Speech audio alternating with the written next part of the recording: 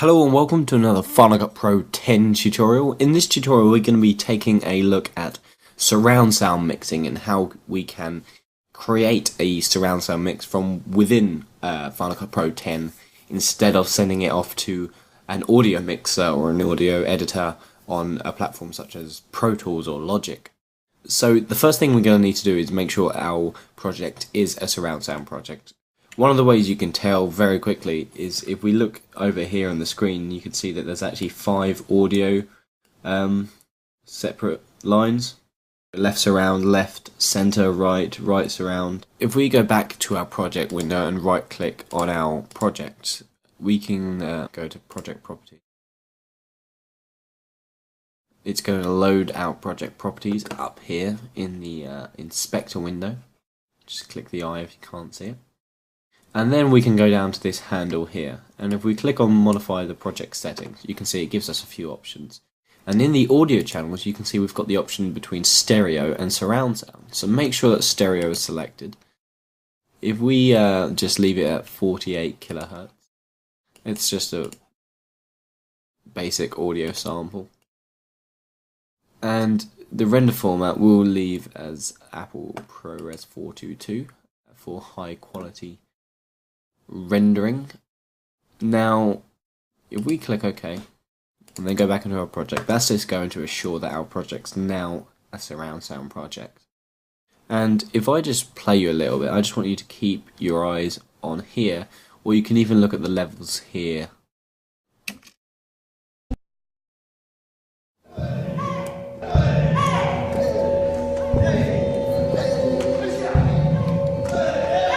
Notice how all the different levels from the different speakers are at different frequencies, and that is because I have created a surround sound mix, so we have different elements coming out of different speakers at different times, which creates a really dynamic viewing experience. So let's take this dojo scene from my latest short film, The Karate Kid Complex, for example. We've got the sounds of the main people walking and punching in the foreground, and then we've got sounds of additional people performing their karate moves in the background, and that's what's generating this left surround and right surround channel noise. Now, I've actually compound clipped the audio waveforms, the audio clips together. If we were to double click on this, you can see that there's a few different soundtracks within our compound clip. So if you don't know what a compound clip is, make sure you check out my compound clip tutorial. If we play through here, you can see this is the basic sounds without the dojo. And they're all at different levels because, like I said, you've got different elements coming out of different places. But how do we tell Final Cut to play different sounds from different speakers? Now, it's actually very simple. When we click on a clip and go into the inspector, you can see we've got an audio panel. Now within this panel we've got a few key elements that you would have been familiar with. You've got the volume and pan for increasing the volume. We've got the equalization for changing the dynamics. You can check out my custom equalization tutorial. And then we've got channel configuration. Now the channel configuration and the pan are the most important things in creating a surround sound mix. So the way the audio was recorded is we have a left channel, a right channel, and then a mono channel of ambient noise. So in our left channel, we've made sure that we've set it to the left channel, and then our right channel, we've made sure it's set to the right channel just by clicking on here. And that's because these two tracks were recorded from a stereo microphone. And then we've got our mono track, which is also set to right. Now, if we were to then go into the volume and pan and toggle down the surround panel, the surround sound panel, you can see it gives us a very nice diagram of where the sound's going to come from. So you can see that I've positioned this sound to come out of the center speaker. Now, the right channel, the reason it's configured to right is just a technical thing because of the way the microphone recorded to mono. It recorded in an individual track, so I've rebalanced it.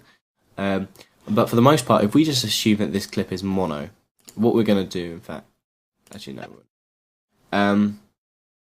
Just assume this clip is mono. It has been positioned to come out of the center speaker. So we've got left sound, right sound, center speaker.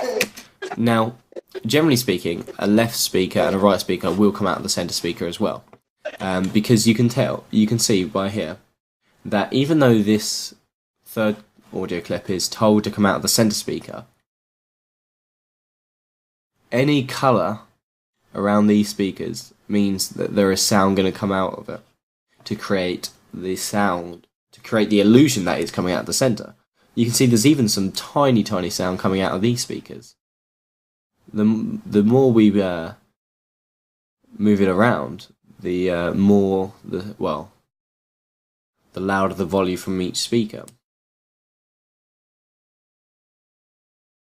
You can see there's one dot, lots of dots, and then 3 central dots, just determining the volume of each of the speakers. But focus on the colour and the size of these coloured areas. And that's fine, but essentially all we've done so far is create a stereo mix. We've created sound from here, and sound from here from these 3 audio channels. But now we want to add some surround sound from here, because we've got this additional mono recording that was actually recorded at a different time that's been layered on to give the feeling of that the room is even bigger than it actually is, and there's more going on in the room, and there's more people performing these moves.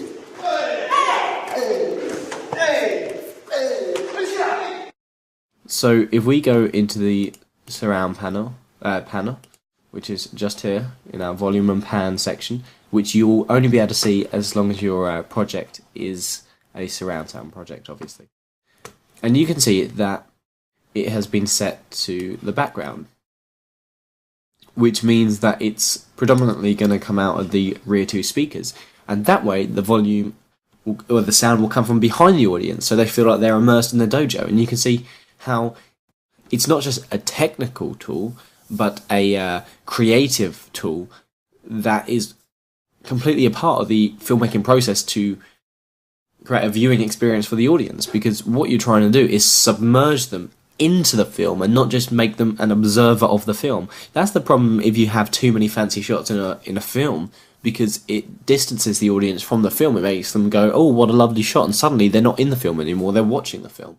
Here, with surround sound, it's one of the most effective tools to immerse an audience member in the film. So having the sound coming out from behind them will make them feel like they're in the dojo, because the sound is coming at them from 360 degrees. There's no escape in this dojo. The only way to escape is to stop watching the film, but hopefully by this point they're really enjoying the film. So they're in that dojo with the characters. So if we go into the channel configuration, you can see that there's a few defaults that you can select. So you could tell it what channel this sound is intended, and then it would just come out of that speaker. But I would strongly recommend leaving mono sounds as mono and then using the panner, because that way you get dynamics. If you were to configure it to just come out of the left surround sound, then what you're going to find is it's literally just going to be played out of the left surround sound, because you're telling Final Cut that this is a pre-recorded, pre-mixed track that is only going to come out of the left speaker, because that's what it's been designed to do, essentially. So try and stick to this this panner. Also, one other note is make sure that you don't play around too much with the volumes. There's a tendency that surround sound noises are overly quiet, and that's because you think, oh, I've got my main noises here, I want some stuff coming out in the background, but I don't want it to override the normal noise. And normally you would be absolutely correct. For instance, if a person is speaking in the front speaker, out of the front speaker here, then you don't want too much noise coming out of the left speaker, because otherwise you won't be able to hear what the main person's saying. But especially in this case, when there's no dialogue And even when there is dialogue, don't be too afraid to increase the volume of your rear speakers, because they're often slightly further away than the front speakers, just depending on how the setup is. And also, you're trying to create ambience. The audience will be able to distinguish the dialogue from the background noise because it's coming from two different places. You've now got that dynamic as well as volume. They're two very different dynamics that are equally as important in creating a mix. So having the sound coming from a different speaker will make it easy to distinguish that sound from the dialogue. Less so when you've got dialogue coming out of the centre speaker and noise coming out of the left speaker or the right speaker. But when the noise is coming out of the rear speakers, well then it's going to be plenty different enough. I mean, don't blast their ears off, but one of the other important things about sound mixing is to make sure that you export this on a DVD and play it on as many surround sound setups as possible if your editing system doesn't have surround sound. So if we go back to the main project, and what we're going to do to optimize our audio editing experience, we're going to choose this clip appearance, which is just waveforms, and then we're going to decrease the clip height. That way we're just looking at audio. One thing I've also done is choose to show the clip titles as roles, so I can very quickly see what each track is. So I can see this track is a piece of music, this is an effect, effects, ambience, etc, etc. So ambience is obviously one of them things that you want to be in a neutral position for surround sound mixing. You can see this ambience is actually made up of, for the most part, the same ambience track over and over again, layered, so we get a longer ambience track, which is fine. There's nothing wrong with that. And you can see that these are all set to mono. They don't have any complicated pan modes. But now that, because this whole track is mono and made up of mono tracks, we can go into the pan mode and we can tell it to be ambient. And basically that's going to create a default or a preset of where the noise should come from. And that's where it's going to come from. This is the prime position for ambience. Because when we're positioning and dragging this, we don't have to say this speaker, this speaker, this speaker, this speaker, or this speaker. We can actually say where we want the noise to feel like it's coming from in 3D space.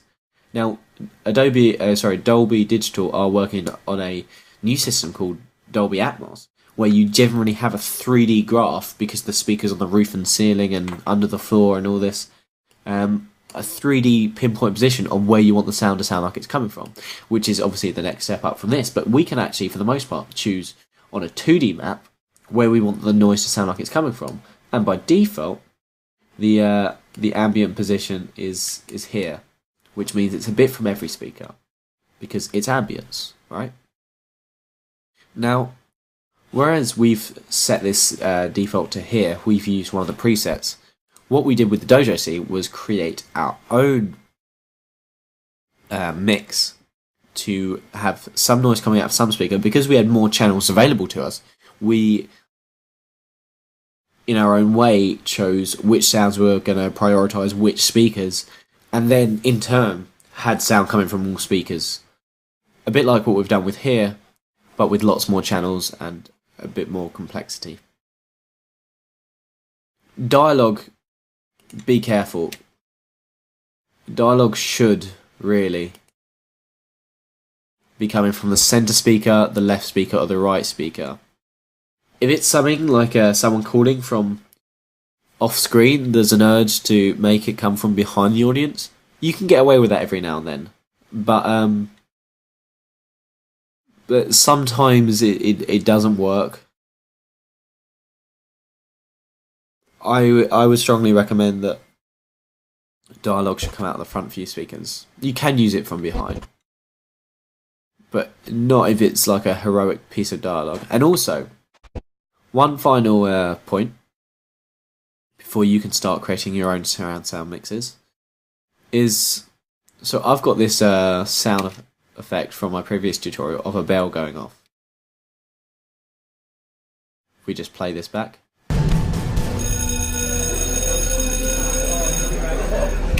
you can hear there was a shift from here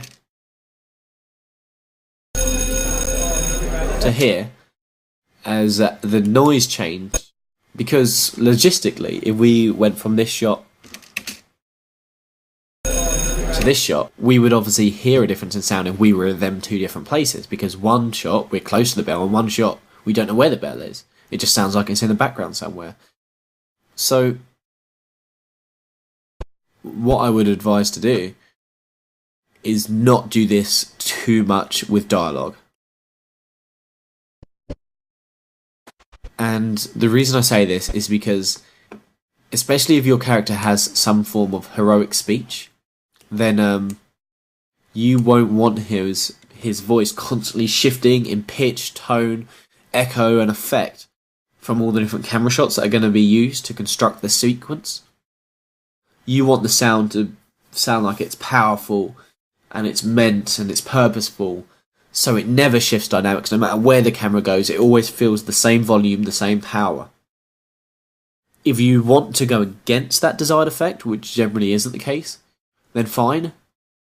But you'll often see in films, we cut from like a wide shot where we can just make out a couple of characters talking in like a park to a close-up, and the sound is exactly the volume and the dynamics of the dialogue are exactly the same for both shots, and that's because it's the most effective way to do dialogue. You want to change ambience because you want us to be there with the characters, but sometimes shots are used just to show us where the characters are in the like wide shots will be used to show us where the characters are in the first place. So for a wide shot, the ambience can slightly change, but the dialogue is going to remain at the same sort of volume from the center three speakers, so that we feel like we're with the character still, even in a wide shot. If that makes sense. So, hopefully that makes sense. So, this tutorial obviously was a bit rambly, a bit of an audio lecture. Hopefully it was useful though. So thank you very much for watching. Thank you very much for subscribing if you're subscribed, and please subscribe if you aren't subscribed. If you want to check out this short film, it'll be available on my website on danallenfilms.com. And if you want to check out any of the tutorials I've mentioned today, there'll be some links on the video, hopefully, and in the description. So thanks for watching, and I'll see you guys soon.